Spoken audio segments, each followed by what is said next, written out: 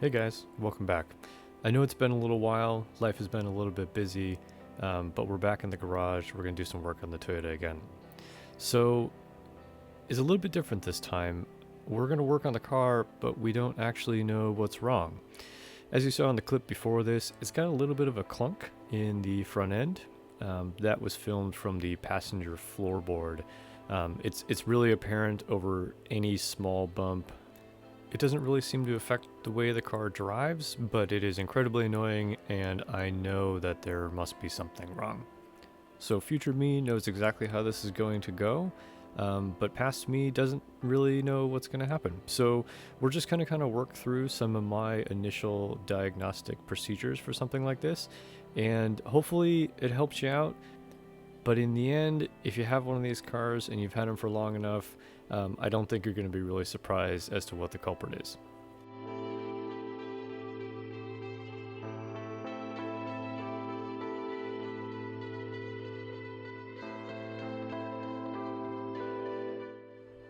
Okay guys, let's get started. Car's up in the air, up on jack stands, front trunk is open. Anything like this, you really just start with the basics. So we're just going to give the wheel a little bit of shake, back and forth and up and down, see if we can get any noise out of it. Okay, you hear a little bit in there. Feels like a little loose, but I'm not sure, it doesn't sound quite the same. So check it this way. Okay, that's solid. Okay, we can kind of reach up and just sort of grab the spring and strut combo. Feels pretty good too. All right, let's get the wheel off and let's take a look a little bit further in.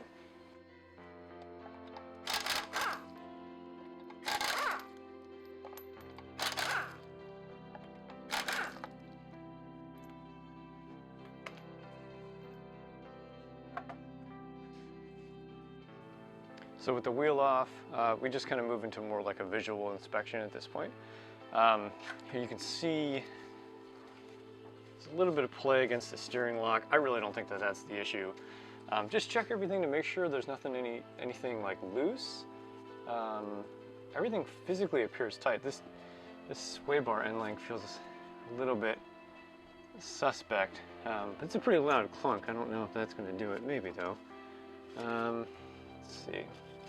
Yeah, everything actually feels pretty good. So let me get some tools out and we'll check and make sure everything's tight.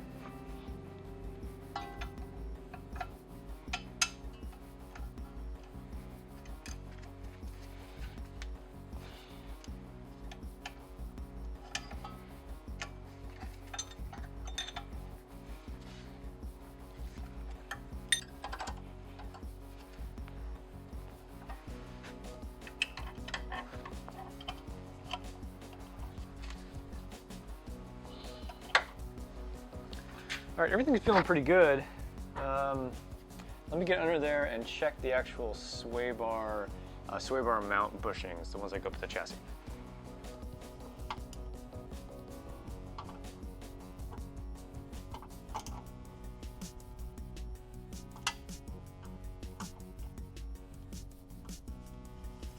Okay, so everything seems pretty tight. There's nothing readily wrong or visibly wrong. So we're just gonna kind of start prying on stuff and see if I can get anything to move. So first things first, I'm gonna push the whole strut assembly up off the control arm. See what that looks like. Everything seems pretty tight down there in the wheel well, but let's take a look up top. So you can see with a little prying down below, there's a little movement in that strut top. I don't actually know if that's a bad thing. So what we're gonna do is we're gonna check the other side to see if it exhibits the same behavior. All right guys, so here we are on the driver's side. Let's just do the same thing. Get this thing moved just a little bit up and down. You know, it's about the same. It does have some movement. You know, it feels a little bit tighter. It doesn't seem like it's quite loose, which could make it happen. You know, any amount of any amount of looseness in your suspension while you're under load is going to make some noise. So let me get some eyes back on the passenger side, and we'll take another look at it. So here we are back on the passenger side. Let's take this little strut dust cover off. See if we can't see anything going on in there. All right, let's give it another pry. See if I can actually remember what the other side looked like. No, you know what? I bet that's about the same. I don't think that's the issue. Let's keep looking. All right, so we're still on this adventure together. So one of the things I like to do is try and simulate the suspension being loaded. So that's what we're going to do right now. The other side is still unloaded. It's still up in the air, but let's load the passenger side. And let's see if we can't get it to clunk around a little bit. I like to use a little small, just real small jack for this. Get it underneath the control arm here.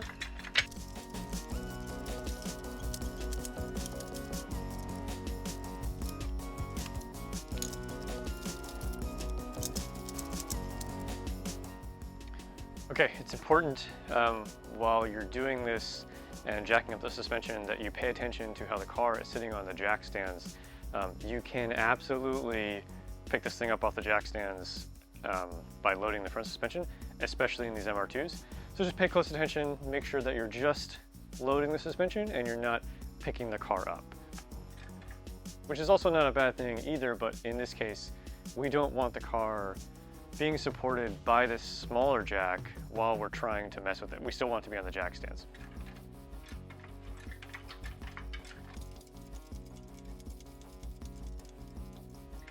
And what we're looking for here is like I said, how it would be on the road. And how it would be on the road, you know, you can measure your center bore to like the fender gap if you wanted to.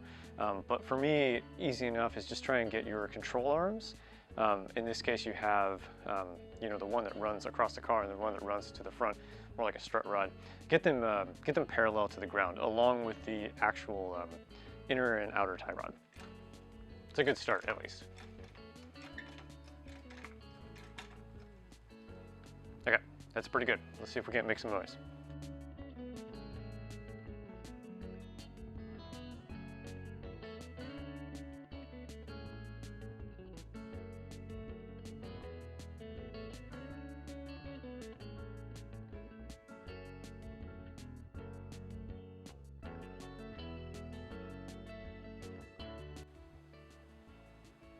All right, went inside, I had a Rice Krispie treat, I took a minute, and what I didn't want this to be was the infamous steering rack bushing on the AW11. You know, I've never had to replace one in any of mine. I just maybe have been fortunate. It looks like that it could cause this problem. Since I've never had to do it, I didn't know that you could get a clunk over bumps with this piece missing. With this piece damaged, makes total sense. As your suspension is articulating, that inner tie rod and the steering rack itself is going to be bouncing around in the steering rack body. So I'm going to grab it and try and move it up and down. And I really don't know if you're going to be able to see it, but if your car has a bad rack or has a bad rack bushing, and we're talking about the internal one, not the ones that actually hold the rack to the car. But if it has a bad one, I'm willing to bet you're going to be able to feel it. So let's see.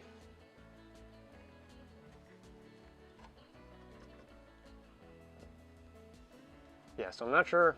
We'll have to look in post and see if you guys can see that.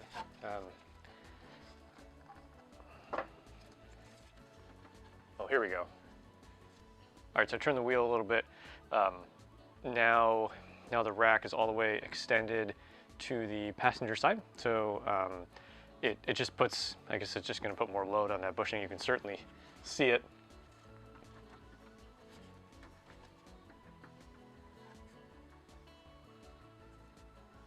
Yeah, you can certainly see it now. And you can really hear it. I'm gonna switch over to the mic on top and maybe you guys can get a listen on this thing.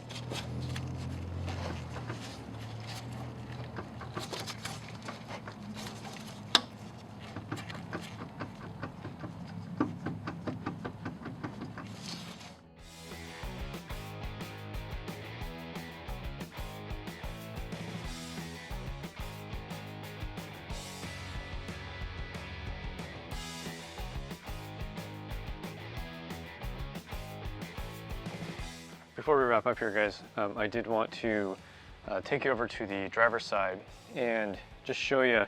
So this is now with the tie rod completely extended on that side, and I don't know if it's going to show up at all, but it is like, it's rock solid. It doesn't move up and down at all. It doesn't make any clunking noises. So it seems like a pretty good indication that the steering rack bushing is bad.